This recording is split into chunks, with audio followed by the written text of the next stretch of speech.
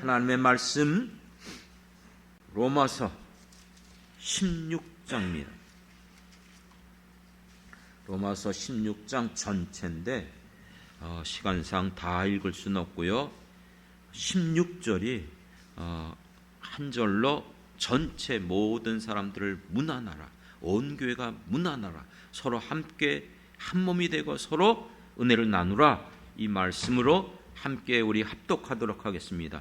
로마서 16장 16절 말씀 함께 합독합니다. 너희가 거룩하게 입맞춤으로 서로 문안하라.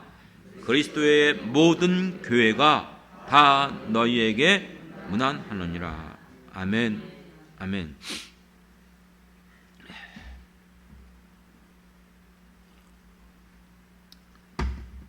어제 우리 여동생이 또 찾아왔어요. 요즘은 자주 찾아오는 것 같아요. 그래서 오면서 또 우리 성도들에게 점심때 이렇게 좋은 맛있는, 항상 좀 보면 혼자 있다 보니까 이렇게 많이 연구를 하는지 많이 살피는지 아주 독특한 반찬들을 잘해요. 그럼 먹다가 맛있으면 그걸 또 가지고 와요. 그래서 한 두어 가지를 또 가져온 것 같더라고요. 그래서 어저께 얘기하면서 또 왔으니 야, 점심때 됐으니까 식사 같이 하자. 그래서 가까운 데 가서 간단하게 먹는데 참 생선을 좋아해요. 그래서 야, 너 왜 어릴 때 그렇게 생선을 좋아했냐? 물어봤더니 그냥 좋대요. 그래서 여동생 만나면 할 수 있으면 생선 먹으라고 했어요. 그래서 어저께도 그 주인이 알려주긴 했는데 뭔지 모르지만 그 고기 생선하고 고등어 그렇게 해서 맛있게 잘 먹더라고요. 그래서 가만히 생각해보니까 그 어릴 때 자라던 모습이 눈에 선하더라고요. 그렇게 자라면서 이렇게 쫓아다니던 모습, 또 남동생을 생각해보면 또 마음이 좀 어떤 땐 좀 미안해요. 왜냐하면 제가 장남처럼 역할을 했기 때문에 남동생이 공부 안 하고 딴짓하고 놀러 가려면 내가 막 혼내줬거든요. 근데 지금 생각하면 내가 막 혼내줬던 생각이 미안하더라고요. 그래서 언제 한번 야, 그때 미안하다 그랬더니 아이 형 뭐 그런 거 다 그럴 수 있지 뭐 그러고 넘어가더라고요. 참 여러분, 우리에게 형제가 있다는 것, 가족이 있다는 것 하나님의 축복인 줄 믿습니다. 왜 이런 얘기를 해드리냐면 요즘 이 세상은요, 노령층의 증가와 가정의 급변한 변화 속에 1인 가구 수가 급격하게 늘어나고 있어요. 1인 가구가 뭐예요? 혼자 사는 거예요. 혼자. 놀랍게도 올 4월 달에 뉴스 보도에 나왔던 거예요. 전국의 1인 세대가 처음으로 1천만 명을 넘어섰다. 이게 지금 우리가 한 4천, 5천만 명 본다면 말 그대로 1인 세대 수가 전체 세대의 42%. 그러니까 이제 반 정도 가깝게 이만큼 지금 홀로 사는 사람들이 많아지고 있는 거예요. 특히 1인 세대의 60대 비율이 제일 높았어요. 그리고 그 다음 어떤 연령층인지 아십니까? 30대, 30대. 왜요? 20대는 아직 부모님하고 살아가고 있으니까 30대는 이제 결혼 안 하고 집에 있으니까 눈치 보이고 너 언제 결혼하냐? 자꾸 물어보니까. 그래서 실제 중국에서 있었던 일인데 부모님이 과분한 딸이 결혼하고 있으니까 안 하고 있으니까 자꾸 너 결혼하나 결혼하니까 그게 기분 나쁜 거예요. 싫은 거예요. 그래서 집을 나가버렸어요. 10년이 됐는데도 어디 있는지 몰라요. 그래서 그 부모가 수소문해갖고 어느 도시에서 거기서 일하고 있다는 얘기를 듣고 그 아버지가 그건 뭐예요? 그렇게 광고 그럴 때 보면 이런 인형 탈 있는 거 있잖아요. 그 탈 쓰고 그 딸이 근무하는 그곳에 가갖고 그 딸에게 꽃을 주고 선물 주는 거니까 이 딸이 왜 나에게 이걸 주나? 이러는데 이제 그 탈 썼던 걸 벗었더니 자기 아버지였던 거예요. 그러니까 아버지도 그렇고 딸도 부둥지 않고 우는 모습을 봤는데 이제는 장성하고 독립해서 혼자 살기를 원하는, 그래서 제 친구도 딸 둘이 결혼하지 않았는데 그냥 서울에 가서 그냥 둘이 그냥 집 하나 얻었고 같이 있다는 거예요. 그렇습니다. 이제는 이와 같이 혼자 사는 것이 익숙해진 시대를 살아가고 있어요. 그러니까 젊은 세대들이 여러 사람들과 어울리는 것 불편해요. 왜 군대 나가면 우리 아들들이 놀랍게도 왜 자살을 많이 하는 거야? 여기서 혼자, 그렇죠? 그렇게 마음껏 살다가 군대 가서 모든 것이 제재를 받잖아요. 그러니까 그걸 받아들이기가 어려운 거예요. 그것 때문에 정신적인 여러 가지 압박과 스트레스, 그래서 견디지 못해갖고 말 그대로 사고 나는 것보다 자살로 죽는 우리 군대 나간 아이들이 많아요. 자녀들이 많아요. 그러다 보니까 이제 이 홀로 사는 것들이 많은 문제점과 병폐의 모습들을 보여주고 있어요. 또 혼자 살다 보니까 사람들의 심성이 자기밖에 몰라요. 왜요? 내가 편한 대로, 내 생각하고 내가 원하는 대로, 그러다 보니까는 다른 사람에 대한 배려가 없어요. 조그만 일에 공격당한다, 나를 무시한다, 분노하고 다투고, 그래서 지금 사회에 이와 같은 많은 사건들이 일어나는 것들이 그런 모습 아닙니까? 그러다 보니까 점점 이 사회가 개인주의가 팽배해져서 사회 전반의 공동체가 무너지고 깨어져 가고 있어요. 부정적인 영향을 지금 우리에게 일으키고 있어요. 많은 이 부작용이 일어나고 있는 것이죠. 흔히 말하는 은둔형 인간들, 그렇죠? 일본의 문제만이 아니에요. 이제는 우리나라도 이와 같은 일들이 비일비재하게 일어나요. 이미 죽었는지도 몇 달이 지났는데도 누구는 또 몰라요. 이와 같은 일들, 그리고 이미 아시는 것처럼 정신의학적으로 혼자 사는 것 정신 건강에 좋지 못하대요. 그러다 보니까 병들고 우울증 환자는 늘어나고 사회와 사람들과 단절된 채 살아가는 사람들이 주변에 많아지고 있는 것입니다. 이거는요, 국가적인 손실이에요. 사회적으로 이건 정말로 이건 굉장히 비효율적인 거예요. 생각해 보십시오. 그렇다면 하나님은 인간을 어떻게 창조했죠? 처음엔 물론 한 사람을 창조했지만 독초하는 것이 좋지 못하다 하면서 남자와 여자를 창조하셨어요. 그리고 이 남자와 여자를 결혼해서 가정을 이루게 하시고 자녀들을 낳고 살아가도록 하나님께서 허락하여 주신 줄 믿습니다. 남자와 여자가 결혼해서 어떻게 된다? 한 몸이 된다. 이게 쉬운 것 같고 간단한 것 같지만 이거 보통 힘든 게 아니에요. 우리 이미 살아보고 있잖아요. 모든 게 달라요. 그래서 지금 사회적으로 이렇게 가정들이 깨어지는 일도 이와 같은 모든 부분에 이와 같이 우리가 결코 쉽지 않은 문제. 이게 어떻게 가능하죠? 하나님께서 우리에게 홀로 살지 않고 같이 살게 하신 것은요, 하나님께서 그런 분이시기 때문에 그래요. 하나님은 혼자가 아니셨어요. 엘로힘, 힘이라는 단어는 엘은 하나님이란 신이란 뜻이고, 힘은 뭐예요? 복수형인데 놀랍게도 둘 이상이 아니에요. 셋. 그래서 우리가 하나님 선이 삼위일체, 하나님과 예수님과 성령님 세 분이시지만 이분은 또한 한 분이시다. 이해가 됩니까, 여러분? 이거 이해하기가 어려워요. 하지만 여러분, 이건 너무나 신비로운 거예요. 전혀 다른 하나님과 예수님과 성령님인데 이 세 분이 한 몸이다, 하나다. 이 신비를 우리에게 요구하신 거예요. 왜요? 결혼을 생각해 보세요. 남자와 여자가 어떻게 된다? 1 더하기 1은 둘이잖아요. 당연히 둘인데 하나다?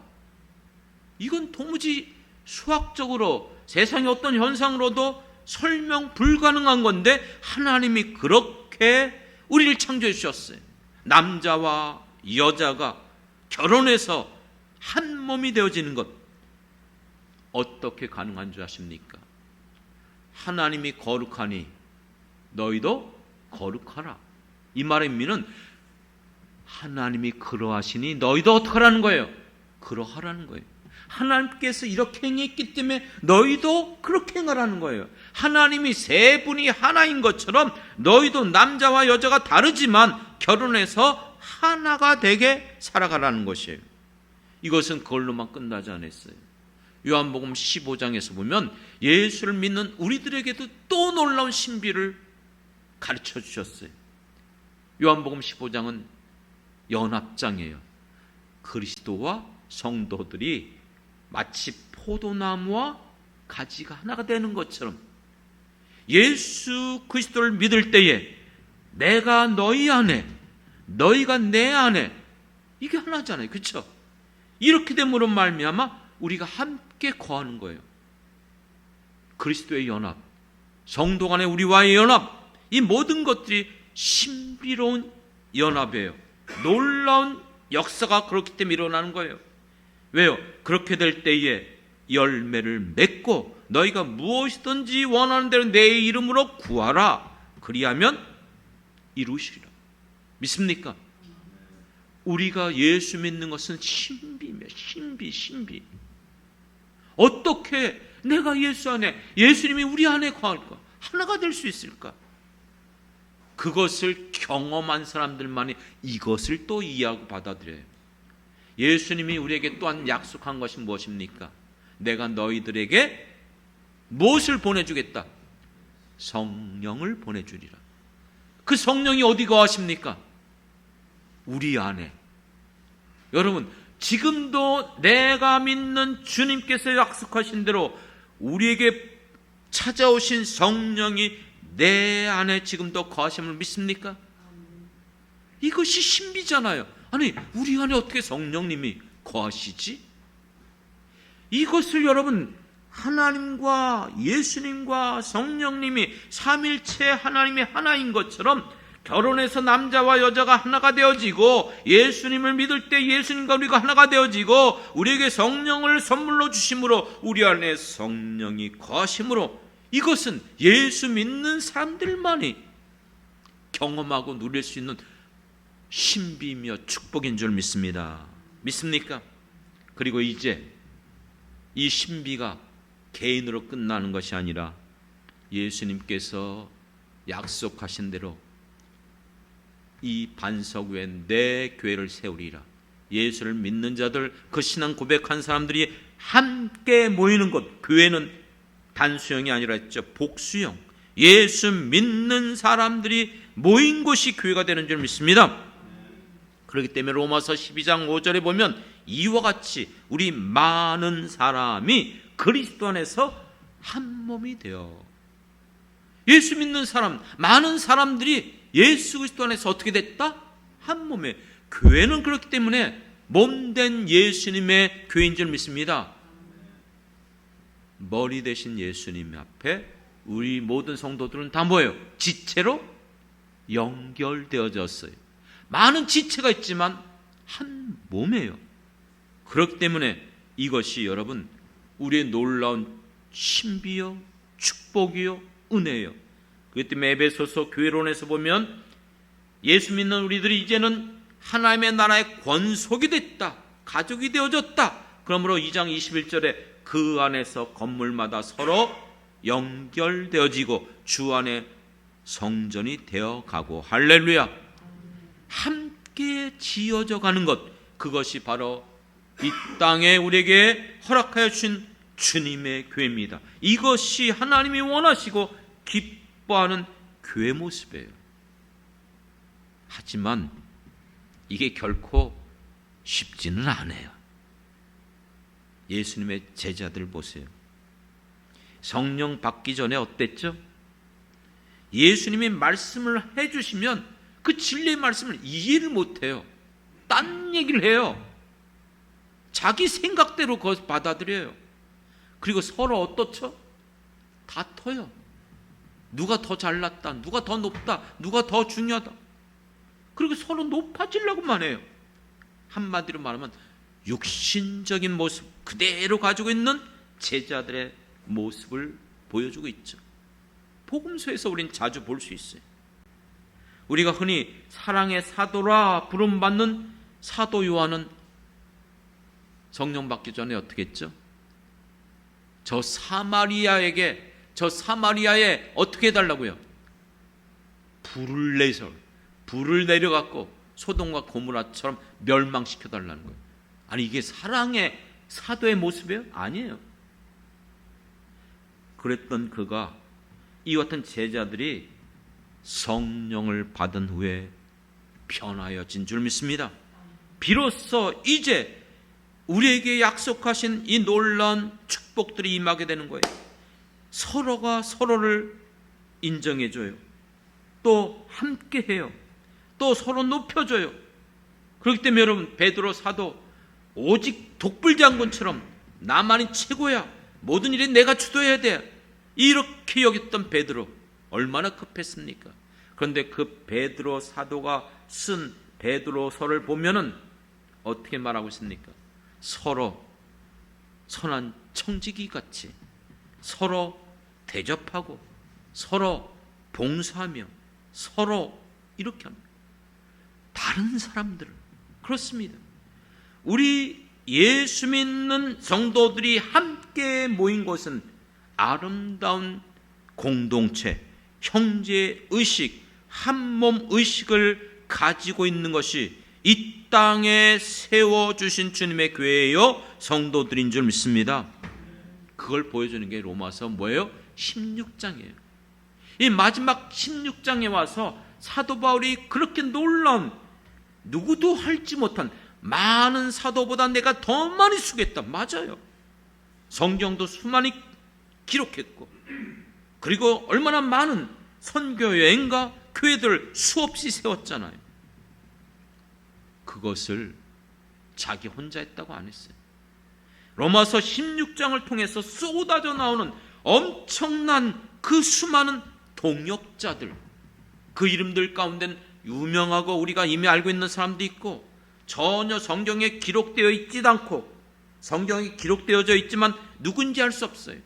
그러니까 사람들이 볼 때에 굉장히 큰 역할도 하고 힘도 있지만, 어떤 사람은 이름이 있는지도 모르는 사람도 있어요. 하지만 이 모든 사람들이 사도 바울의 선교 사역에 있어서, 하나님의 맡겨준 사명을 이루는 데 있어서, 교회를 세우는 데 있어서 뺄래야 뺄 수 없었던 동역자들인 줄 믿습니다. 믿습니까? 이거 잘 생각하셔야 돼요. 하나님은 전지전능하신 분이에요. 못할 것이 없어요. 그분은 말씀으로 모든 것들을 이루셨어요. 그런데 하나님이 가장 기쁘게 사용하시는 방식은요, 하나님의 사람을 사용하십니다. 믿습니까? 저도요, 철이 없었을 때, 예전에는요, 내가 믿기만 하면 돼, 하나님만 의지하면 돼, 사람 찾아갈 필요도 없어, 사람 의지할 필요도 없어, 환경이 중요한 게 아니야, 어떤 것도 그런 것들을 별로 중요하지 않았어요. 그래서 독불장구 같이 오직 내가 하나님만 바라보고 하나님만 의지하고. 그런데 이게 지혜로운 게 아니었어요. 하나님은 사람들을 통해서 역사해요. 환경을 통해서도 역사해요. 믿습니까? 그렇기 때문에 하나님 앞에 우린 더 큰 은혜를 구할 때에 하나님은 이 환경도 저 환경도 이 사람도 저 사람도 필요할 때는 심지어는 악한 자까지라도 사용하시는 분이신 줄 믿습니다. 그렇습니다. 그렇기 때문에 그것을 특히 깨달은 것이 단독 목회를 해보니까 더욱 느끼게 되더라고요. 부교육자로 있을 때는요, 진짜요, 모든 걸 내가 모든 걸 주도했어요. 시스템, 인원, 모든 것들이 있는 기성교회니까. 그래서 그걸 한번 했다면은 제 손이 되어지면 모든 부서, 모든, 진짜예요. 그건 정말 엄청난 그런 일들이 있었어요. 근데 교회를 딱 개척해 보니까 사람도 없지, 재정도 없지, 아무것도 없어요. 그럼 믿음 없어요? 믿음 있죠. 그런데 믿는다고만 해서 되는 게 아니었더라고요. 성도들의 도움이 없이는, 함께 하지 못하면 교회는 결코 혼자 세울 수 있는 것이 아니구나. 그것이 지금 사도 바울이 로마서 16장을 통해서 그렇게 많은 지면을 통해서 수많은 사람들을 빼놓지 않고, 심지어는 기억하지 못한다 할지라도 이와 같은 많은 사람들 너희가 문안하라, 받아들여라, 그렇게 그들을 감사하고 있음을 보게 됩니다. 어떻게 이렇게 가능하죠? 어떻게 이런 일들이 가능합니까? 우리가 서로 달라요.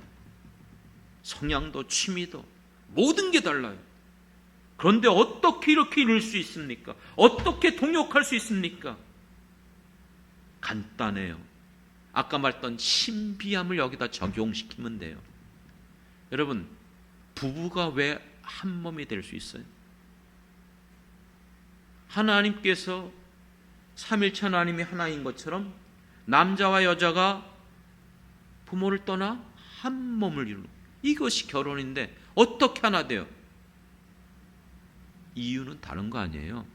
서로 사랑하기 때문에 가능한 줄 믿습니다. 사랑하기 때문에 만난 거예요. 사랑하기 때문에 서로를 받아들인 거예요. 사랑하기 때문에 서로가 그 안에서 같이 합하고 모든 것들을 이뤄가는 거예요. 믿습니까? 그렇기 때문에 우리가 예수 안에서 만나서 하나님의 자녀들이 되어졌고, 하나님의 백성이 됐고, 하나님의 교회 성도들이 되어졌다?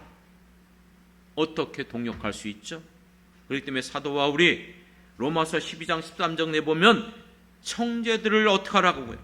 사랑하라고 그랬어요. 사랑의 빛 외에는 지지 말라고 했어요. 모든 일에 이것은 주님의 사랑으로만 가능하다고 그랬어요. 그렇기 때문에 그 유명한 사랑은 율법의 완성이라. 믿습니까? 사랑으로만 가능해요. 이것은 사실 엄밀히 말하면 예수님께서 우리에게 가르쳐 주신 말씀이에요. 모든 율법을 축약시켜서, 첫째는 하나님을 마음을 다하여 사랑하라. 둘째는요, 내 이웃을 내 몸같이 사랑하라. 이것도 어려우냐? 그럼 내가 하나로, 그렇죠? 내가 너희에게 새 계명을 주노라. 그 새 계명이 뭐예요? 내가 너희들에게 본을 보여준 것처럼 너희가 어떻게 하라? 서로 사랑하라. 이렇게 할 때 너희가 내 제자인 줄 알리라. 우리가 정말 예수님을 믿는 사람들이라면 우리는 이 사랑 안에서 부부가 서로 사랑하며 하나가 되는 것처럼 성도들이 예수의 사랑 안에서 우리가 그리스도 안에서 한 형제 자매가 됐다는 것을 기억하고 그리스도의 몸 안에 연결된 지체로서 우리가 하나가 되어지고 함께 이 아름다운 일들을 이뤄가야 될 줄 믿습니다. 그렇기 때문에 베드로 사도가 아까 말했던 것처럼 말년에 그가 썼던 편지를 보면 베드로전서 4장 8절부터 10절에 보면 무엇보다도 뜨겁게 서로 사랑할지니 사랑은 허다한 죄를 덮느니라. 그러면서 그 말이 나온 거예요. 9절에 보면 서로 대접하기를 원망 없이 하고, 또 10절에 보면 각각 은사를 받은 대로 하나님의 여러 가지 은혜를 맡은 선한 청지기 같이 서로 봉사하고 서로 대접하고 서로 봉사하고, 그걸 가능한 게 뭐라고요? 뜨겁게 서로 사랑할 때. 그렇습니다. 그렇기 때문에 여러분, 우리가 그리스도 안에서 아름다운 동역자로서 우리가 정말 이 모든 주님이 맡겨주신 주님의 교회를 세워갈 수 있는 가장 유일한 방법은 주님의 사랑으로 이 모든 것들을 이뤄가야 될 줄 믿습니다. 두 번째는 어떻게 우리가 서로 협력하고 동역할 수 있을까? 태어나 보니까 우리 형님이 있더라고요. 태어나 보니까 우리 부모님이 계시더라고요. 좀 있다 보니까는 동생들이 태어나더라고요. 여러분, 가족은요, 싫던 좋던 혈연 안에서 그냥 가족이 된 거예요. 맞죠? 나 싫어. 저쪽 집 가정 갈 거야. 난 너 동생 싫어. 다른 애 데려다가 내 동생 할 거야. 아니에요. 우린 본질적으로 피할 수 없는 한 가족, 한 형제가 된 거예요. 그것처럼 우리도요, 예수 믿다 보니까는 저분도 하나님 믿네? 이분도 하나님 믿네? 우린 동일한 한 아버지를 믿는 것을 여러분들이 기억하시기 바랍니다. 하나님이 아버지예요. 저분도 아버지예요. 이분도 아버지예요. 나도 아버지예요. 그렇기 때문에 우리는 하나님의 뜻대로 행하는 자가 내 부모요, 내 형제라고 했어요. 믿습니까? 그렇기 때문에 여러분, 그 한 아버지를 믿다 보니까는 예수님을 우리는 같은 주로 믿고 있어요.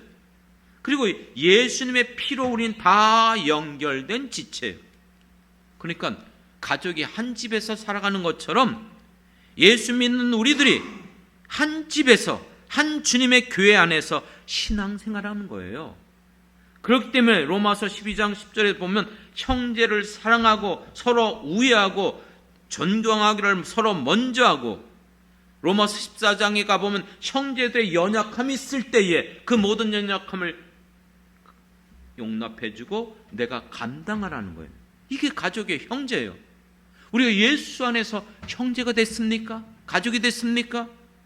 우리는 한 아버지, 한 주님, 한 성령을 받았어요. 그리고 우리는 주님의 한 몸된 교회를 우리는 지금 섬기고 있어요. 그렇기 때문에 그 안에 필연적으로 참여하고 함께하는 성도들은 주님의 교회에 연결된 지체들인 줄 믿습니다. 믿습니까? 이 의식을 가지셔야 돼요. 이건 여러분들이 가족에게 그 의식을 안 갖고 상관없이 가족이에요. 형제예요. 그것처럼 성경은 분명히 예수 안에서 우리가 이와 같이 지체되었음을 말해주고 있습니다. 그렇다면 여러분들이 인정하세요. 성도들이 내 지체다, 내 형제다.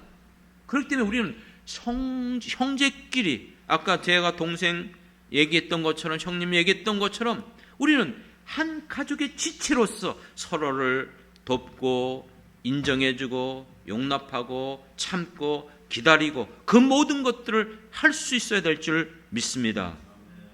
세 번째는요, 사도 바울이 고린도 교회를 향해서 이렇게 권면했어요. 고린도 교회는요, 분쟁하는 교회였어요. 다툼이 많은 교회였어요. 왜요? 자기가 똑똑하다는 거예요. 내가 더 많은 지혜를 갖고 있다는 거예요. 내가 더 받은 은수가 크다는 거예요. 그런 그들을 향해서 사도 바울이 이렇게 말씀해요. 내가 누구냐? 나 사도야. 나는 정말 너희들 앞에서, 다른 사람들은 모르지만 고린도 교회, 너희들에게는 특히, 왜요? 고린도 교회를 복음을 전한 자요, 그 교회를 세운 자가 사도 바울이에요. 그렇기 때문에 그렇게 말해요. 내가 권한이 있다는 거예요. 내 기득권이 있다는 거예요. 그런 모든 권한, 기득권이 있지만 나는 그걸 쓰지 않겠다는 거예요. 내려놓겠다는 거예요. 왜요? 복음을 위해서. 내가 이것을 위하여서 내가 수고하고 내가 오히려 종노릇할 때에 오히려 그것으로 인해서 형제가 구원받는다면, 믿는 자가 더욱더 믿음에 쓴다면 난 그것이 내 기쁨이요 내 목적이다. 그렇습니다. 사랑하는 성도 여러분, 우리가 동역자가 되어지고 이 아름다운 주님의 나라, 주님의 교회를 세우기 위해서는요, 꼭 기억할 게 있어요. 함께 하는 사람들이 반드시 예수님처럼 우리도 섬기는 자로 남을 우리가 대접하고 종의 모습으로 나가야 될 줄 믿습니다. 이것이 없으면 그 공동체는 깨어져요. 목소리가 높아져요. 다툼이 일어나요. 그렇기 때문에 여러분, 이 로마서 16장 1절부터 16절까지 수많은 동역자들 얘기했어요.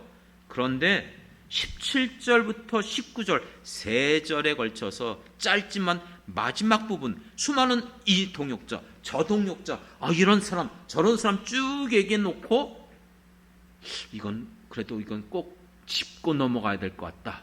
그래서 이제 17절부터 19절을 말한 거예요. 뭐죠? 형제들아, 내가 너에게 건너노니 너희가 배운 교훈을 거슬려 분쟁을 일으키거나 거치게 하는 자들이 있다는 거예요. 분명히 우리는 한 형제예요. 하나님의 나라에 연결된 지체예요. 그리고 그 안에서 서로 사랑으로서 맺어진 자들이에요. 그런데 그럼에도 불구하고 너희들에게 가르쳐준, 전해준 이 진리, 하나님의 말씀을 따르지 않고 오히려 분쟁을 일으키고 거치는 자들이 있다는 거예요. 그런 자들을 살피고 그런 자들이 있으면 그들에게서 떠나가라, 그들과 함께하지 말라는 거예요. 왜요? 그들은 주를 섬기는 자들이 아니에요. 자기의 이득을 얻고자 교활한 말로, 사람들을 아첨한 말로 순진한 사람들의 마음을 뺏어가요. 미혹해요. 이와 같은 일이 있어서 그들은 엄밀히 말하면 그리스도에 속한 자가 아니에요. 20절에 가보면 사탄을 너희 발 아래 상하게 하시리라. 무슨 뜻이에요? 이들은 사단의 영향을 받는 사람이요 사탄에 속한 자들이에요. 하나님께서 그 같은 자들을 심판하길 원한다는 것이에요. 이와 같은 자들이 교회에 들어오면 교회 공동체가 흔들려요. 깨어져요. 사람들을 이간질해요. 나누게 만들어요. 이와 같은 사람들이 한둘이 아니었어요. 사도 바울의 서신 중에서 가장 마지막에 쓴 서신이 디모데후서입니다. 이 디모데후서를 보면 마지막 부분에서 이 귀절이 나와요. 마지막 4장의 14절 디모데에게 말하는데 구리 세공업자 알렉산더가 있다는 거예요.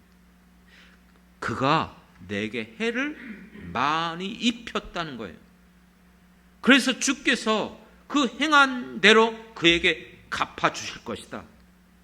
이게 무슨 말일까요? 사도 바울이 이 마지막 인생을 정리하는 그 마지막 뒷부분에 와서 많은 사람들에게 감사하고 기뻐하지만 내게 악을 행했던 이 사람을 잊지 않고 있는 거예요. 이 사람이 얼마나 나를 괴롭혔는데, 나를 어렵게 만들었는데 하나님께서 그가 행한 것을 갚아주시옵소서. 이거 이상하게 보지 마세요.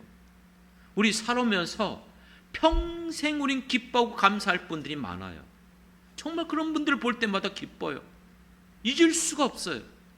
그런데 간혹 어떻게 저 사람이 나에게 이렇게 했지?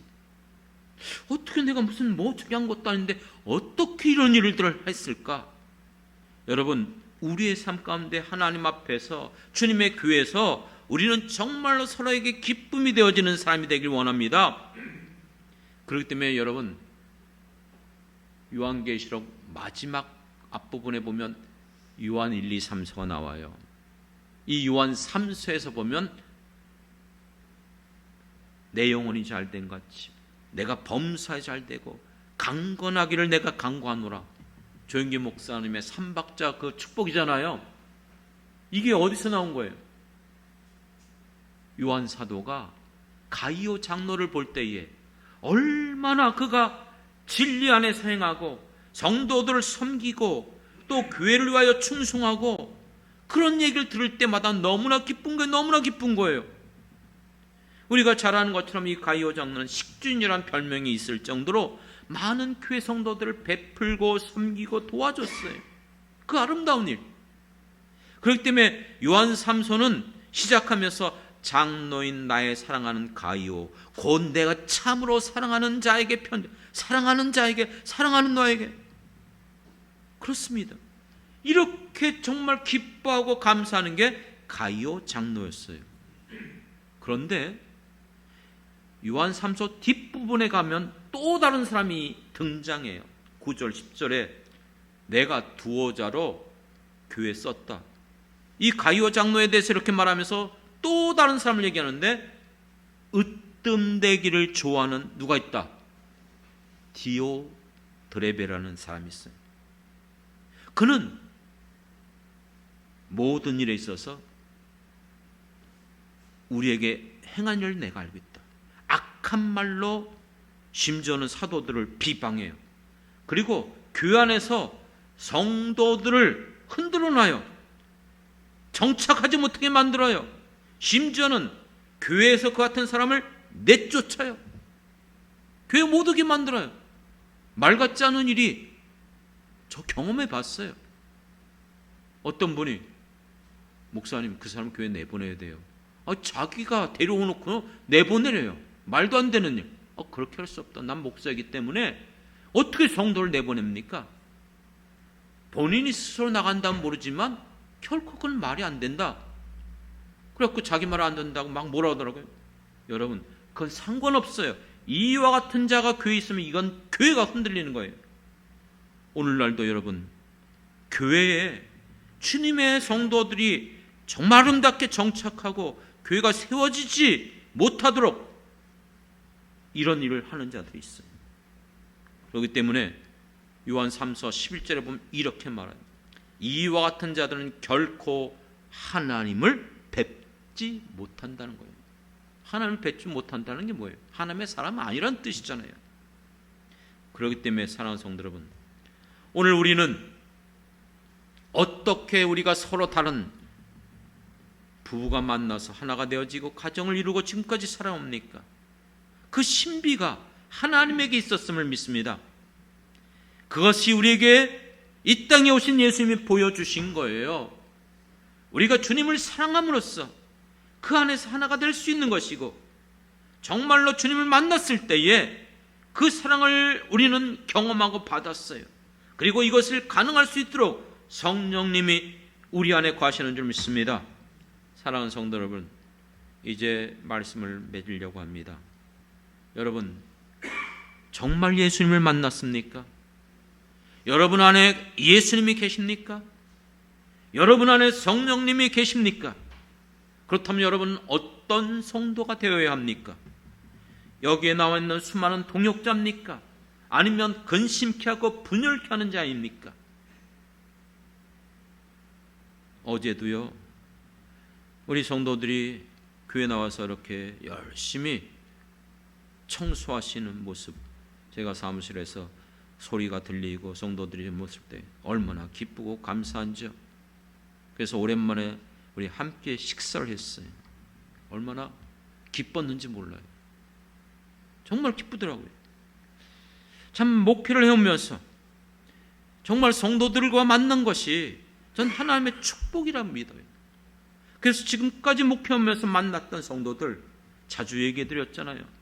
저렇게 멀리 지방에 가 있고 흩어져 있지만 지금도 여전히 서로 기억해요.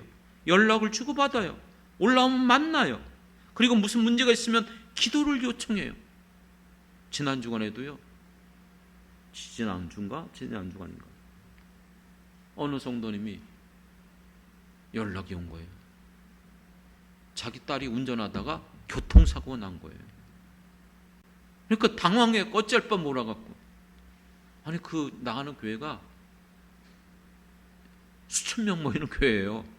그런데도 불구하고 급하게 저희한테 그래갖고 얘기를 듣고 동영상 한번 보내봐라, 블랙박스 있는 거 봐라, 이렇게 해갖고 이제 어떻게 다쳤는지 그거 하면서 그럼 기도해드리겠습니다 얘기하고, 지금 이틀 전인가 다시 전화했어요. 사고 처리 어떻게 잘 끝났느냐? 아직 사고 처리가 안 됐대요. 그래서 이 모든 것들, 이게 서로 우리가 서로 이 험한 세상을 살아갈 때에 형제보다도 더 귀한 예수 안에서 한 형제 자매가 된 줄 믿습니다. 이것이 제가 목회를 하면서 누리는 기쁨이에요. 감사해요. 여러분들도 많은 성도들, 여러분들 정말 우리가 교회 안에서 형제 자매가 되어서서 이 은혜를 누리길 원합니다. 물론 사도 바울도 얘기했던 것처럼 다만 아쉬운 게 있어요. 예전엔 아니고 근간에 만났던 분 중에서 좀 마음이 안타까운 분들이 없잖아 있어요. 이해는 돼요. 하지만 우리는 주님 안에서 얼마든지 함께 할 수 있는 자들이에요. 서로 같은 사명을 받았어요. 같은 부름을 받은 거예요.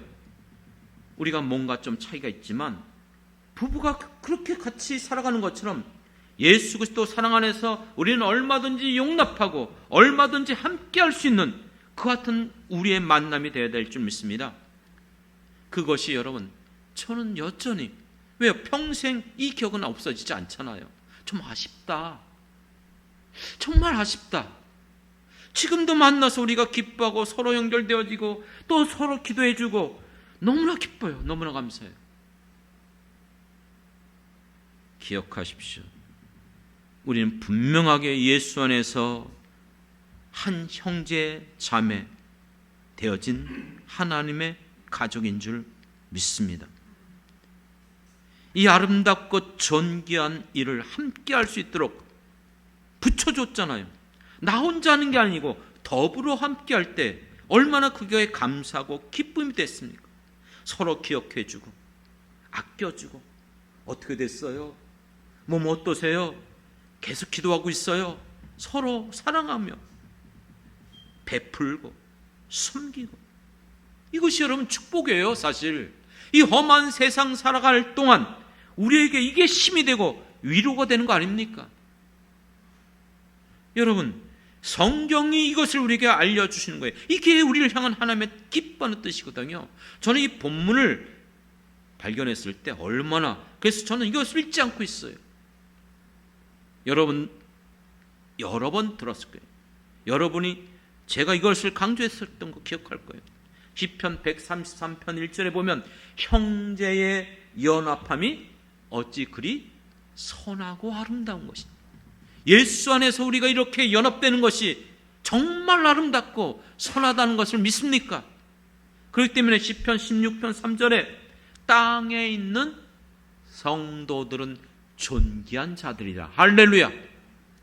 땅에 있는 우리 성도들, 우리가 서로 존귀한 자들이에요. 이 세상에 어떤 사람 만나는 것보다 우리들의 만남이 정말 귀한 것인 줄 믿습니다.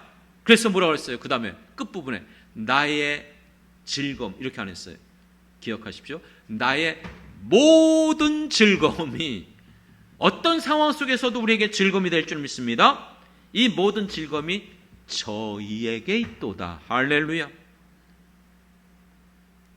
사랑하는 성도 여러분, 그렇기 때문에 우리의 만남은요, 함께하면 함께할수록 행복해지는 것이에요. 그것이 우리에게 주신 하나님의 축복인 줄 믿습니다.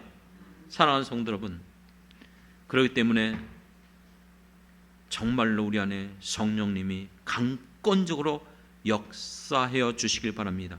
성령 받기 전에 육적인 제자들의 모습이 아니라 성령을 받은 이후에 변했던 것처럼 초대교회 공동체가 성령이 그들에게 임함으로 말미암아 그 아름답고 선하고 모든 교회 본이 되어졌던 그 공동체를 이루었던 것처럼 성령이 우리 안에 역사함으로 말미암아, 우리 알잖아요. 어떤 분도 그 얘기했지만 이거는 사실 모든 분들이 얘기하는 말이에요. 사랑할 수 없는 사람을 사랑하고 용서할 수 없는 사람을 용서하고. 그렇죠?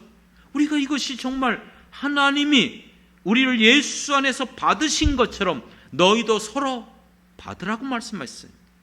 서로 즐거워하며 서로 감사하며 이 땅에 살아가는 날 동안 우리에게 맡겨주신 예수님이 꿈꾸는 주님의 몸된 교회가 영창교회가 될 수 있도록 우리 한번 끝까지 이 아름다운 일에 주님과 함께 걸어가며 서로를 위하여 기도하며 베풀고 사랑하며, 그렇기 때문에 어떤 일일 때마다 성도님들을 생각하면 기쁜 거예요. 감사한 거예요. 은혜가 되는 거예요. 힘이 되는 거예요. 믿습니까? 이 아름다운 동역, 그렇기 때문에 예수 만난 자가 누리는 이제 마지막 6번째로 제가 말씀드린 게 함께하면 행복합니다. 이 모든 거 홀로 가는 거 아니에요. 홀로 살지 마십시오. 우리에게 주신 이 놀라운, 함께 더불어 이 놀라운 은혜를 누리는 저와 여러분이 되길 주님의 이름으로 축원합니다. 기도하겠습니다. 이것이 우리에게 주신 그리스도 안에서의 연합이요 신비인 줄 믿습니다. 사람으로는 불가능한 것이고 죄악이 관영한 세상 속에서 서로 미워하고 시기하고 질투하고 서로 해치고 오직 자기의 배만을 위하여 살아가는 이 마지막 죄악된 세상 속에서 우리를 부르시어 하나님의 자녀가 되게 하시고 예수 그리스도의 몸된 교회를 우리에게 맡겨주셨음을 감사드립니다. 이 선하고 아름다운 일에 우리 함께 쓰임받는 귀한 성도들 되게 도와 주시옵소서. 그러므로 우리가 반드시 마지막 때에 주님 앞에 설 것이고 또 우리가 정말 예수의 보혈의 피로 말미암아 천국의 백성이 되었다면 언젠가는 영원토록 저 천국에서 볼 터인데 그때 우리의 낯이 붉어지고 참 우리가 서로 불편한 관계가 아니라 우리가 서로를 바라보며 성도님 오셨습니까? 성도님 만나서 반갑습니다. 서로 영원토록 기뻐하며 함께 할 수 있는 우리 모든 성도들이 되게 도와 주시옵소서. 예수님의 이름으로 기도드렸습니다. 아멘.